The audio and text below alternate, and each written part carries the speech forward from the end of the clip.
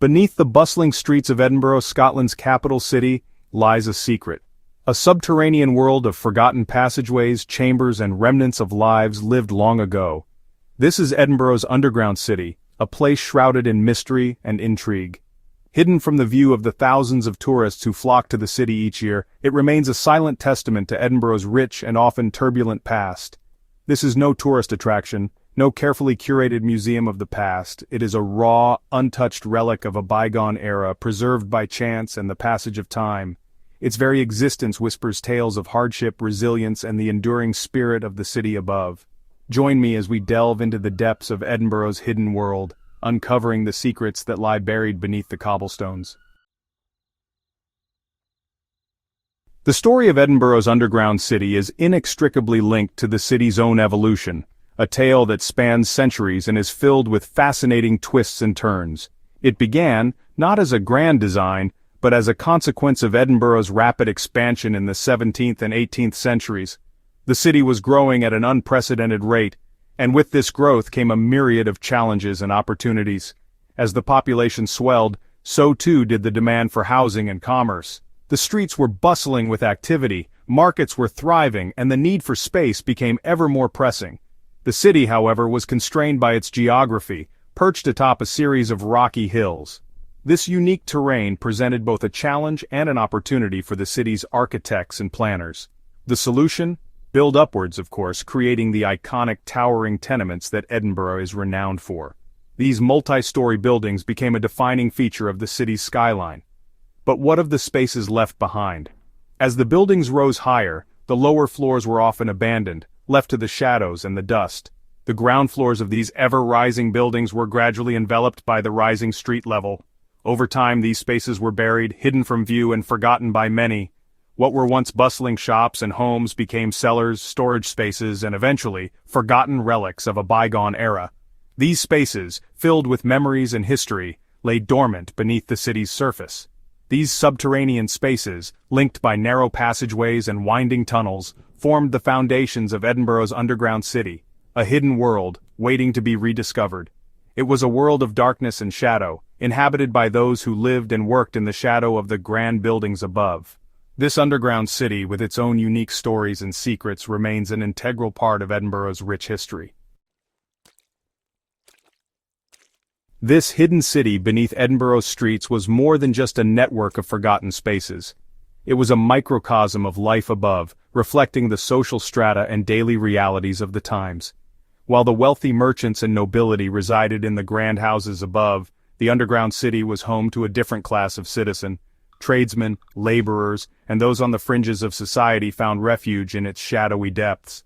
The air down here would have been thick with the smells of daily life, coal dust, damp earth, and the aroma of baking bread from the communal ovens.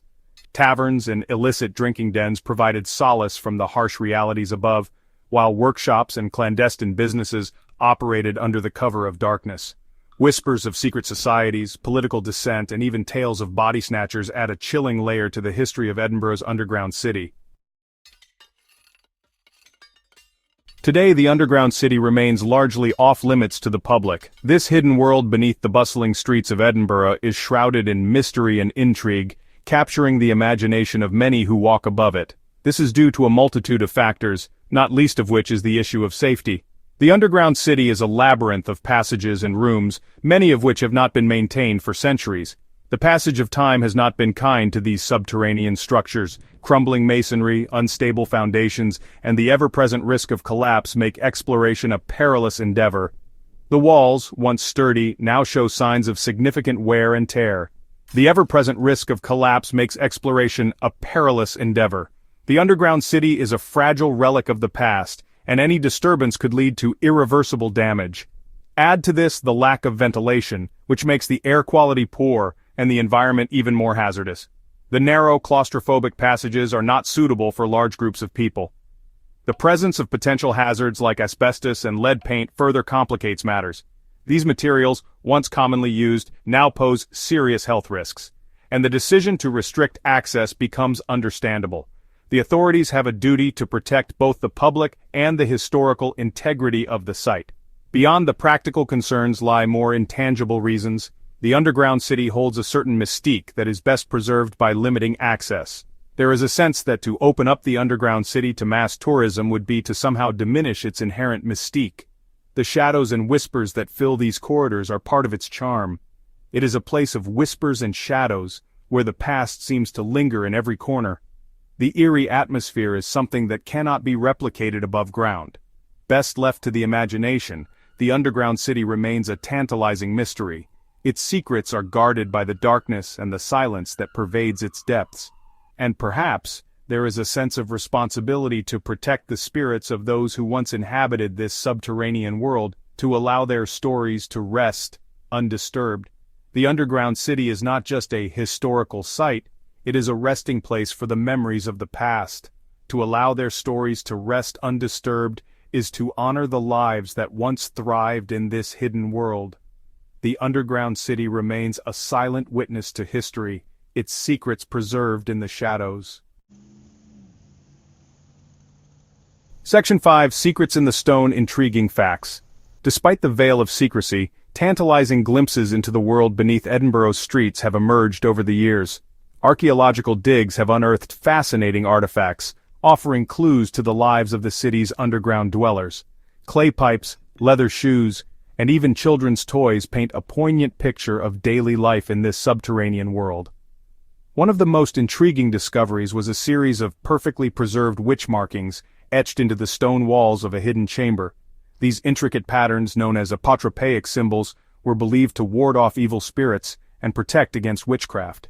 Their presence in the underground city hints at the superstitions and fears that permeated life in a time when the boundaries between the natural and supernatural were blurred. Section 6. Guardians of the Past, Preservation and Importance. The existence of Edinburgh's underground city poses a unique challenge. This hidden labyrinth, with its narrow passageways and ancient walls, is a fragile relic of the past. How do you preserve a place that is by its very nature hidden from view? The underground city is a delicate ecosystem where even the slightest disturbance can cause irreversible damage. It is a question that continues to be debated by historians, archaeologists, and city officials. Each group brings its own perspective, balancing the need for preservation with the desire for public engagement.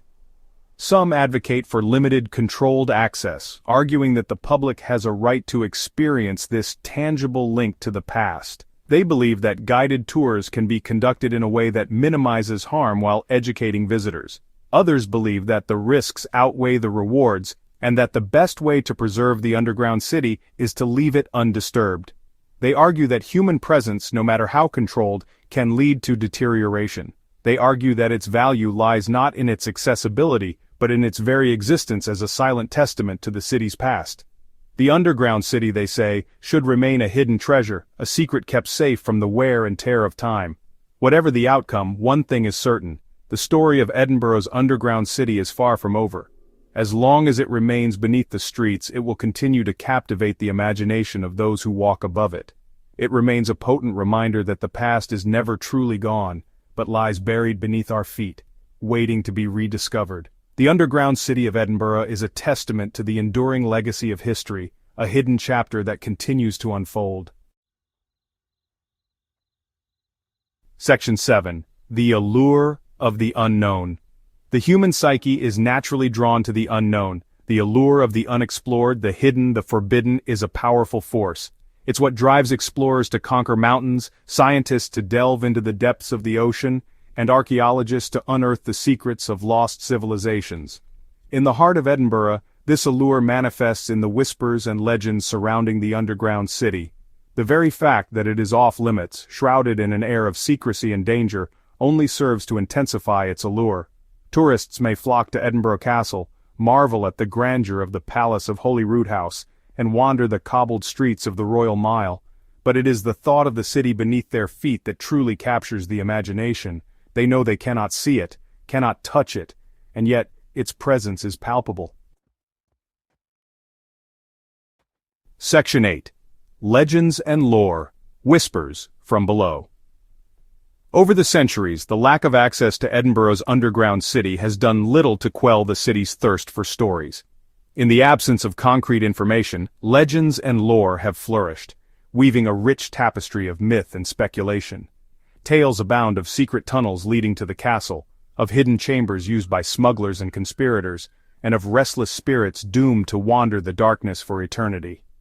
One popular legend speaks of a piper who, hired to explore the tunnels beneath the city, ventured into the darkness playing his pipes. The music was heard for a time, echoing up through the streets above, then fell silent. The piper was never seen again, and some say that on quiet nights you can still hear the faint strains of his pipes, a haunting melody carried on the wind. Section 9. A final glimpse into the abyss. The story of Edinburgh's underground city is a story of contrasts. It is a story of darkness and light, of poverty and prosperity, of the known and the unknown. It is a reminder that even in the most familiar of places, secrets remain hidden, waiting to be discovered. While the city above bustles with life, the world below slumbers on, a silent guardian of Edinburgh's past. Perhaps it is fitting that this subterranean realm remains largely unexplored.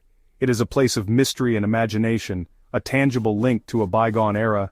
And perhaps, in our relentless quest to illuminate every corner of the world, there is something to be said for leaving a little bit of the darkness untouched.